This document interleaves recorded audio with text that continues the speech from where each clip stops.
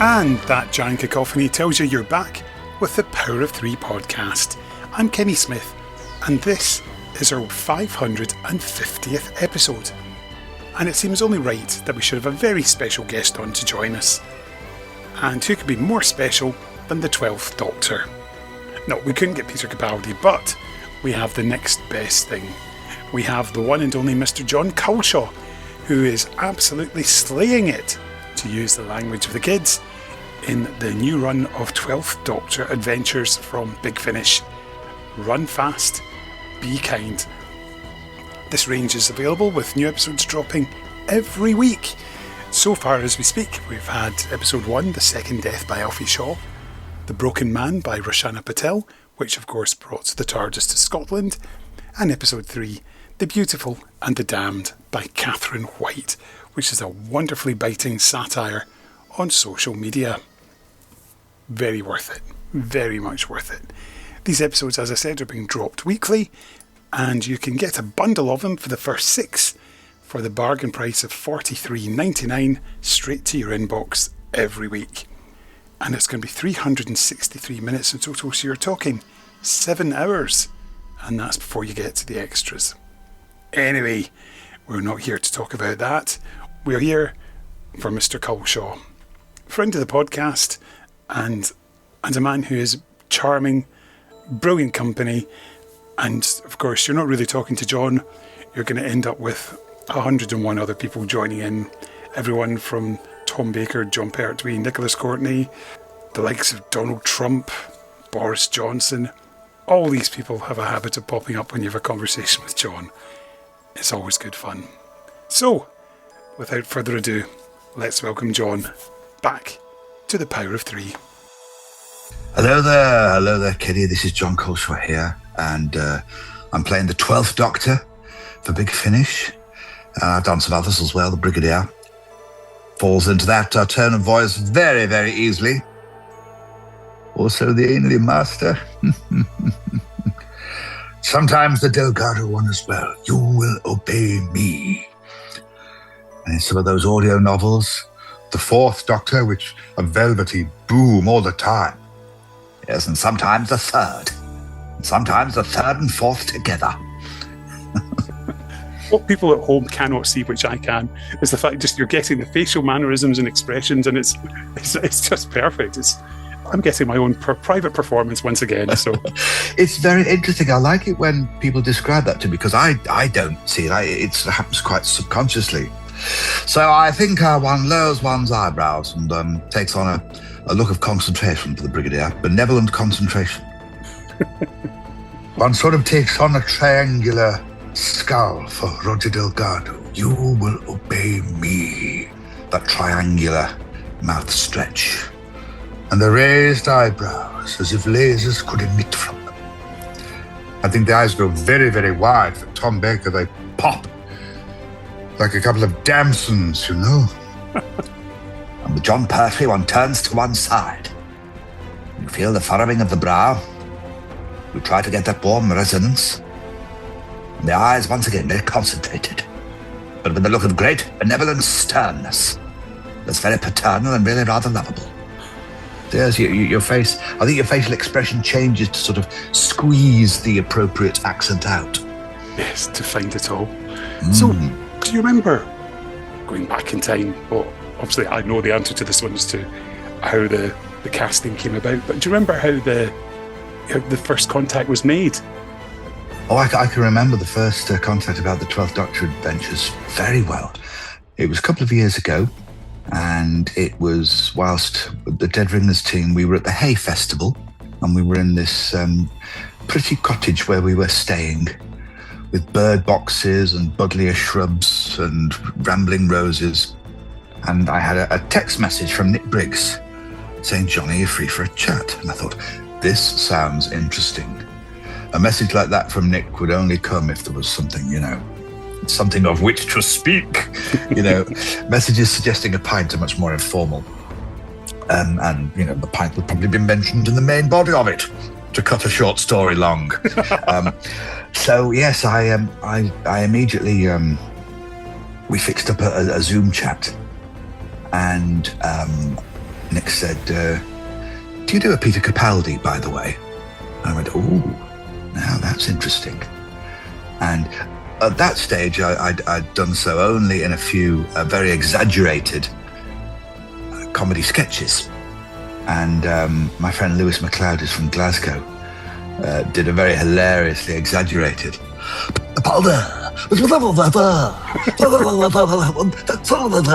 which suits an exaggerated puppet or a caricature. But I thought, wow, yes, this will be within my reach. And I'd done a few exaggerated versions, and the challenge to really pin it down and get it to a closer degree, much as I'd enjoyed doing with Nicholas Courtney, with David Bowie and others, Alan Wicker, Les Dawson. I thought, what a wonderful challenge and opportunity this is. So I began the greatest homework you could have, really, to watch as many of the 12th Doctor episodes as possible. And I watched them all. I made it my business to watch a little bit every day and just really get into it, and watch a lot of Peter's interviews too. And yeah, you download it in that way.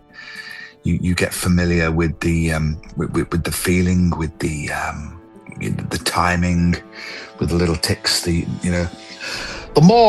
more great booming deliveries of the speeches, and the other ones which are much closer to. Are you trying to be funny?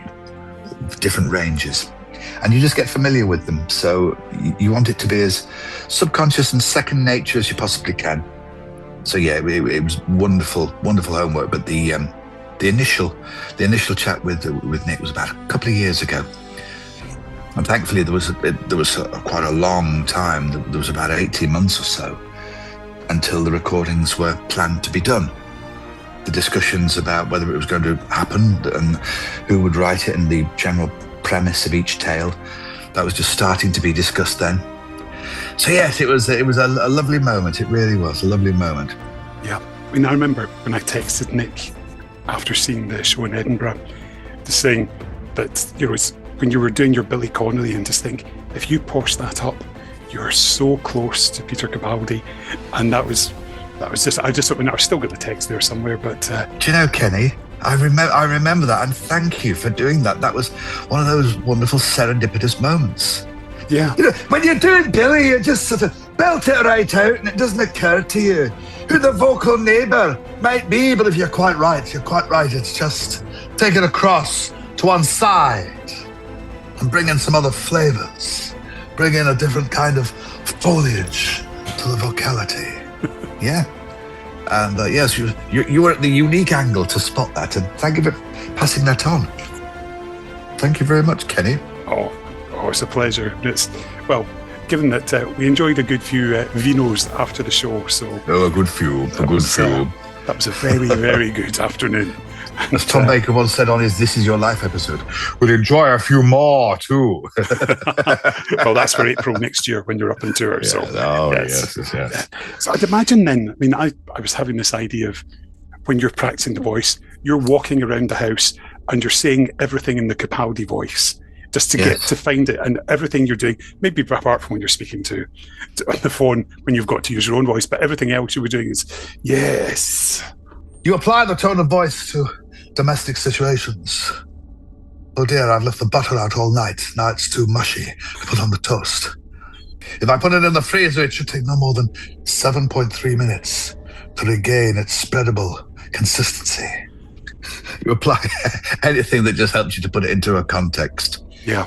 I found lots of 8th Doctor speeches were quite good to practice with. I love humans always seeing patterns and things that aren't there.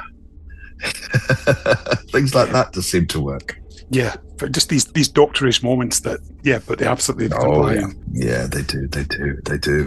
the thing that I was really struck by is those little hanging S's that Peter does, and and I was gobsmacked when I heard them because I knew you were good, but it was just the detail in there that you've gone to. This is stunning, because I believe that you had sort of wee recordings on your phone just to top you up in studio as well.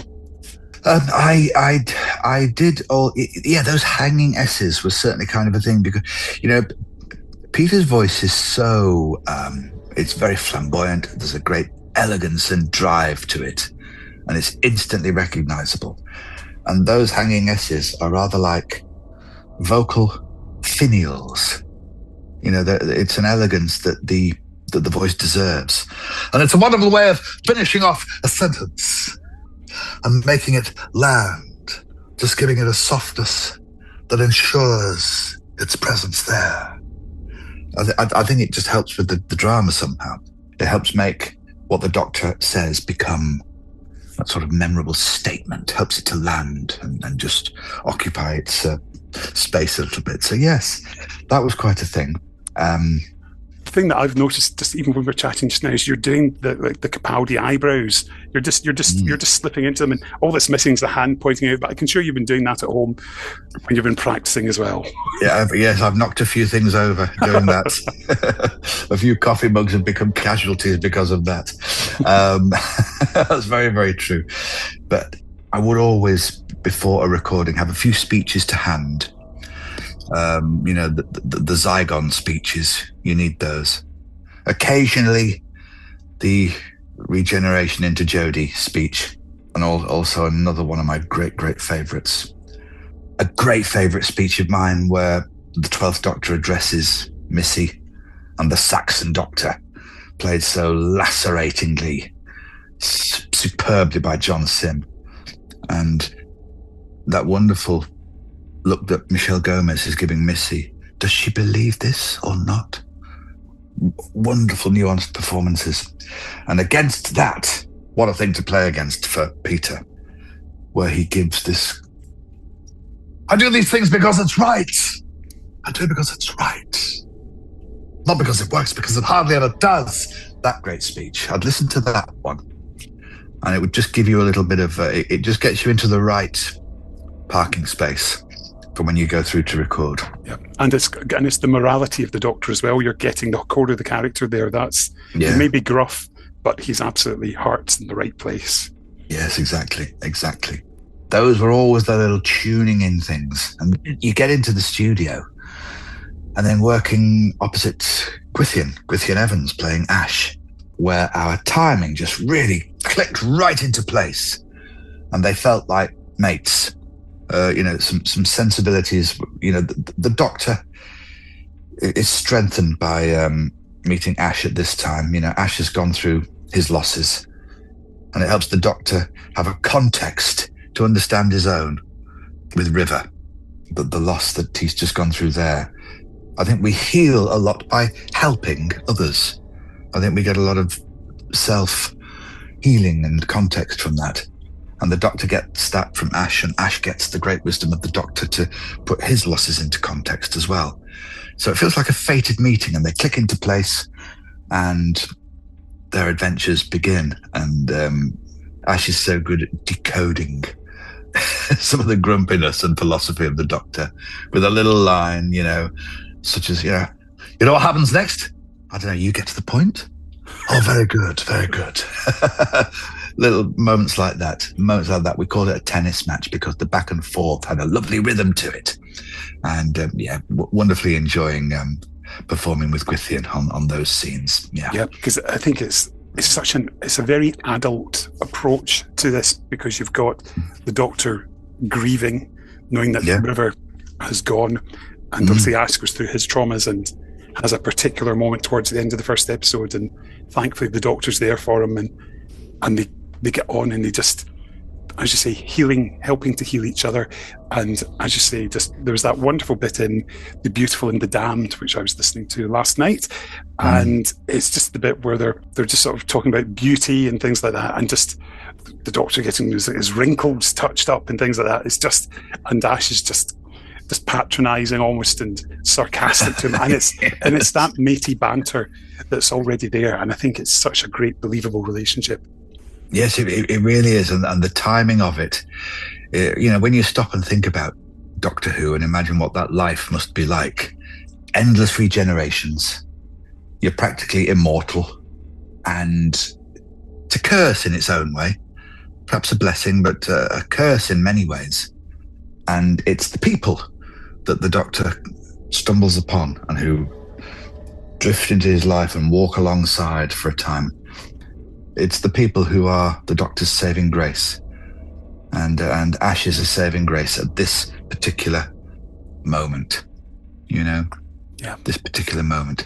I'm trying to dream up a Time Lord character called the Alchemist, who might just stay in a certain zone of Gallifrey, just watching over little moments like this, a bit like a sort of a Time Lord spirit guide, and might just help to move the chess pieces a little bit, Someone who was seen in the far corner for a split second in The Deadly Assassin, somewhere like that. The Alchemist. But more on that in the future. Oh, okay, there's a little exclusive, but I wish we shall come back to that at some point, hopefully. I've only just thought of it. They've got to do something with it. Mark Captain naffing, but it fluttered past my mind anyway. I like that kind of thing. It's the sort of thing that we're used to. Obscure characters being picked up on in some form or other and developed. So, absolutely. Now, I think that listening to these, I think that you're really giving such an intense performance, and you're just so in the zone for this, because I can't imagine you coming out of the Doctor character to going back to the Jon who I know and love, and I can just see you just being so in the zone, from the start recording through to the end, and then just the release at the end of it all with the emotional intensity, particularly in these first three stories that I've heard so far. It must train you as a performer and an actor. I think yes, you first of all you feel the scale of the challenge is one thing. That there are some, the 12th Doctor, as performed by Peter Capaldi, they are quite the pair of Dr. Martin's boots to fill. But a challenge like that, you've got to love that. You've got to let that lift you rather than distract you. So that's a real piece of inspiration. And once again, like other characters like Nicholas Courtney, like Anthony Ainley, Roger Delgado, their performances show you exactly where to start with your take upon it. And let the emotions lead you, first of all. And then let the voice, the sound of the voice, just be the top coat, the layer of varnish, the layer of sheen across it. That's the way to do it. Otherwise, it gets called an impersonation, which people are a bit suspicious of, and rightly, because, would that be just rather two-dimensional? You don't want it to be like that. You want to make sure that the emotion is the front of the snowplow, and the voice is the top coat upon it. And the responsibility of it. I am a Doctor Who fan, and I know how proprietorial I can feel about aspects of it, and that the fandom is that as well. So I feel a great sense of responsibility to Doctor Who fans, because I am one, and I think that way too. So hopefully, with that running through you, it'll get you as close as you need to be. Hopefully as close as you need to be. You've got to understand the atmosphere of Doctor Who. You've got to understand, I remember how I felt watching. I remember I know how I feel watching the program, and you want to feel that emotional. The Doctor is almost like a deity, almost worshipped in an almost quasi-religious way. The Doctor is this towering character where people feel a great connection, and to whom we want to be inspired and guided by that philosophy and that wisdom that can only come from having lived thousands of years. And I think that's why the Doctor means so much to the fandom, to everybody, really. That there's a real profound sense there. Something you touched on there, which I was going to bring up, is that when David Tennant is doing his voice as the Doctor, he's doing your Cockney geezer. People don't talk about that as an impression, It's a performance, and that's what you're doing. You're not doing an impression. You are giving a performance with a particular accent, and that's the way that I've been listening to it. And it's a fully rounded, perfect performance as Peter Capaldi, and I'm loving it, Jon. I really am. Oh, thank you, Kenny. Thank you, Kenny. It's very kind of you to say. My goodness, I feel, yes, here am I. Here am I, very grateful for your kind words. Beaten up by compliments, for which I thank you. Fantastic. You know, Peter Capaldi's Doctor creates such an atmosphere. And whilst we were recording, Rowan, the engineer, would play into our headphones various appropriate sound effects. You know, the TARDIS hum, or the atmos of a busy alien street, or a cosmic hurricane. We'd have that in our headphones just to place us, just so it wasn't a sterile studio, non-sound. Yeah. If the TARDIS hum is playing, then the Doctor might speak in a certain way. There's a sense of urgency of being at home in the TARDIS. So what will we do? And here comes the philosophy. But it inspired us, having those sounds just in the background. It just fixed into place the atmosphere of Doctor Who, the presence of it. We found that very enjoyable and immensely helpful. Brilliant. What else is keeping you busy just now, Jon? Well, yes, I'm getting ready for my tour next year. I'm going to do a version of Carl Sagan's Pale Blue Dot speech. There's various different people.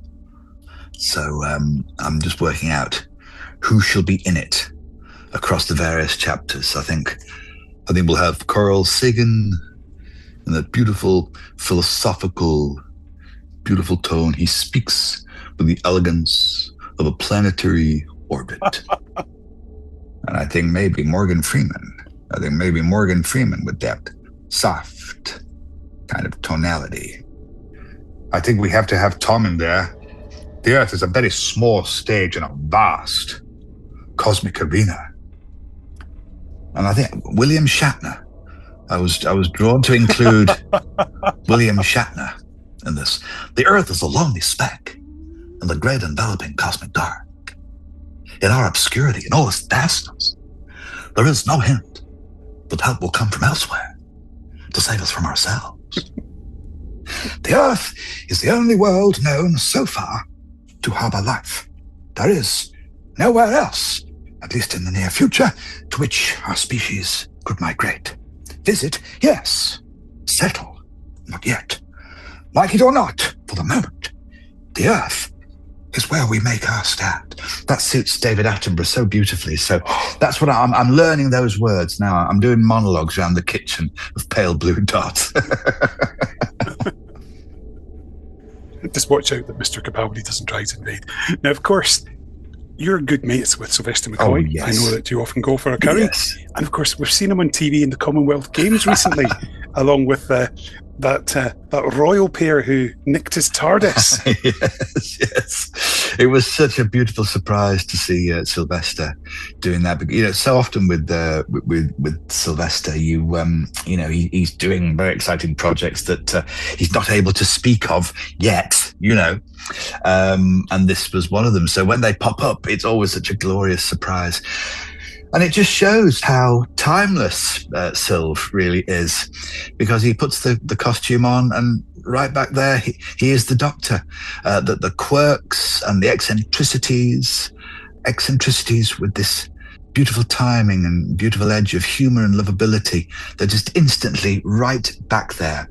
And it was a glorious thing. It was a glorious thing to see. And, you know, doctors are like past presidents. Once you're the Doctor, always shall you be the Doctor. And yeah, that was absolutely glorious. And I think he really brought out, you know, the humour. Makes you realise how many Scottish doctors there've been, you know. Yes. And David Tennant counts as 3 of them. Yes, exactly. So he does. Somebody once suggested that because David Tennant had been the 10th Doctor, David Tennant, maybe for his next stint, does that mean he was David Fortinant. That works. That was a nice Who fan observation I once read. But yes, absolutely. And seeing King Charles there by the TARDIS makes you realise just how Time Lordy King Charles is. I think being a Time Lord would suit him greatly. You have chosen wisely, doctors. What about you, Doctor? Do you choose immortality too? Let them make their farewells and go. King Charles, I think he should be very politely asked if he would appear in a Doctor Who as a Time Lord, because it would suit him gloriously. I think we did have one or two issues with Barusa. So whilst the necessity to move on, we must at the same time recognize many of the great contributions that he has made to Time Lord society. The time scoop shall be reused and repurposed for benevolent activities.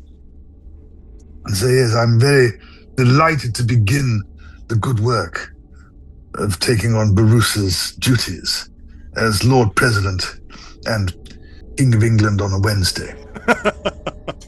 Well, we're in the Caroline era, and Caroline III does sound like a Time Lord President name. Finney's Panda. Yes, exactly. Yes, exactly. My goodness. So it is, but yeah, that suited them very beautifully. I think Queen Camilla would have been a marvelous Chancellor Flavia.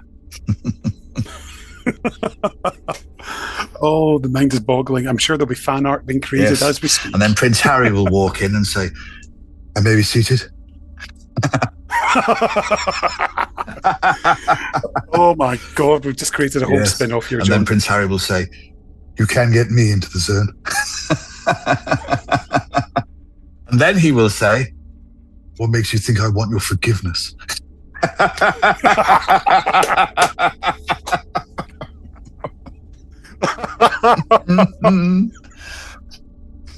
Oh, these universal themes. It works. Just, as we're saying earlier on, it's Doctor Who. It's like, there's some almost that quasi-religious thing about it, and there we go. It sort of fits the royal family as well. Yes, exactly. It really, really does. It really, really does indeed. It's you can apply it to so many sort of so many zones and themes. Death zones. Yes, exactly.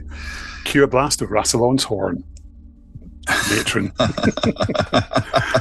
Well, John, hopefully when the second batch comes out at some point in the future, we'll have you back on then as well.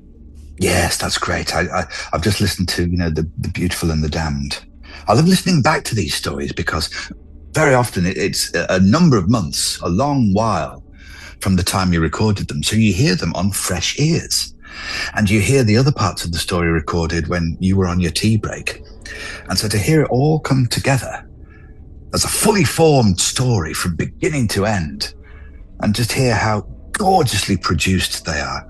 I think Lisa Bauman did a stunning job directing these. She really made it easy for us. She created a very fast pace and a lovely sense of getting on with it. And her judgment was smack on each time. There was nothing overthought or anything like that, which, she was just absolutely really laser guided with that and gave us a great momentum and energy whilst recording the scenes. Then you hear all of that come together in the finished episode.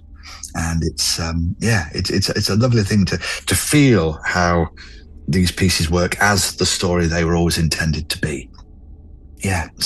Sky. The character Sky, I needed that. That was a bit of an unexpected moment. That it was a shock when we recorded that. I can imagine. I'd like to lobby for a few time tricks and have her come back. She was very good. I hope that's there to do. The Doctor always wants to put things right, doesn't he? Don't know if I'm giving away spoilers here or whether it's a temptation to give in. No, it's all good. There's a teaser. But not a spoiler. That's what it is. It's a teaser. Yes, exactly. Yes, quite a moment. And I think the Doctor will want to fix that. It was a beautifully written moment, that by Catherine White. And yeah, very unexpected and wonderful to play. And we're so, the writers here, Alfie Shaw, getting us started there, with the second death. He really gave us the perfect opening ceremony with that. And Rashana Patel, who wrote the second story that just came out as well, The Broken Man. And in the interviews, that description of, the 12th Doctor is a man of words. And to have written exactly with that, words are the most wonderful instrument that the 12th Doctor has. And yeah, they're woven throughout gloriously. And they're wonderful ones to say and recite. They are. And of course, it's set in Scotland, which of course brings you, in inverted commas, back home. So always good. Yes, that's right. That's right. Fantastic. Well, John, thank you once again, and we shall speak very soon. Thank you, Kenny. It was lovely to see you pop up on the Zoom screen there, as if to say, calling the capital. It's the Doctor, yeah? Well, one of them. There I am. There you are. Something's wrong, I feel the same. Well, we just go and start just reciting the 5 Doctors from scratch, shall we? Yes, exactly. A mate of mine, Dr. Paul Abel, the theoretical physicist, we do this with so many episodes with Death to the Daleks and others and so on. Yeah, it's a very silly but joyful habit, isn't it? Absolutely. One day I shall come back, but yes, and one day you shall come back and we shall chat again on this podcast. Okay, thank you, Kenny. All the best. Thank you, John. Now that's what I call a good way to spend my lunch hour. Huge thanks to John for taking the time to talk, and yeah, that was a good laugh. And as John mentioned, he's working on his show for next year, which will be touring the UK. Jon Culshaw, me, myself, and others.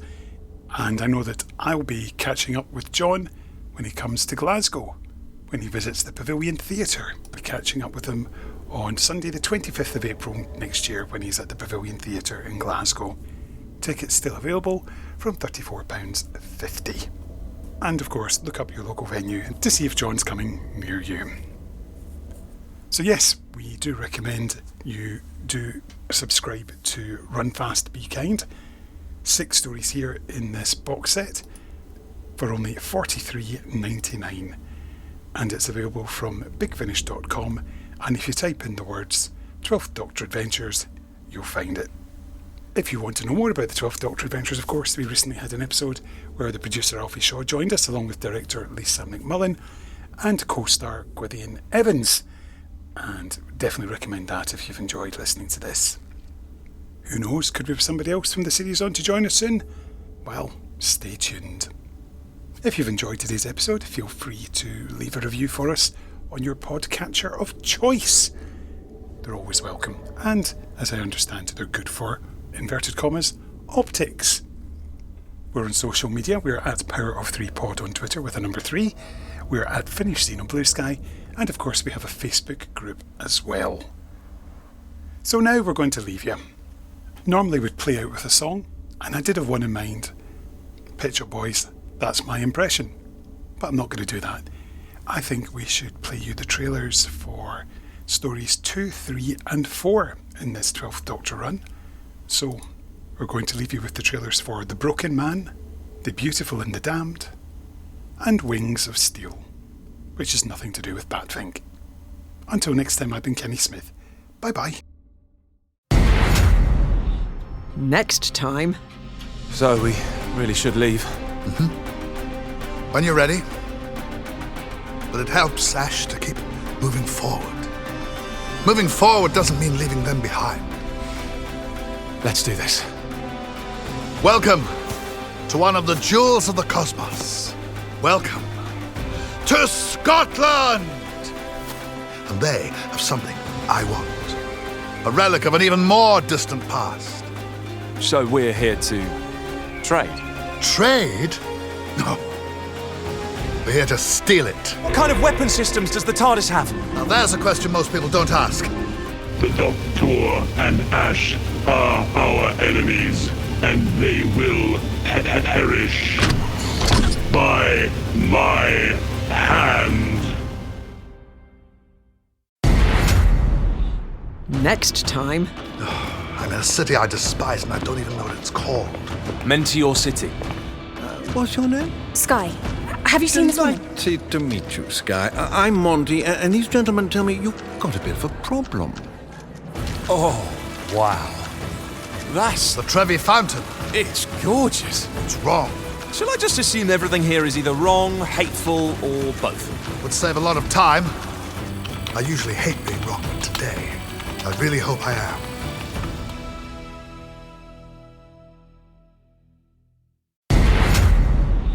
Next time. You take that anger and you hold it close. It's fuel if you use it wisely. An early grave if you don't. Don't kill her! I must. Why? I have a schedule. This thing killed our children. I want to know why. I can stomach it for them. The attackers, a Time Lord and his mongrel, are dead. While I could not save the Ultima, I have at least been able to avenge them.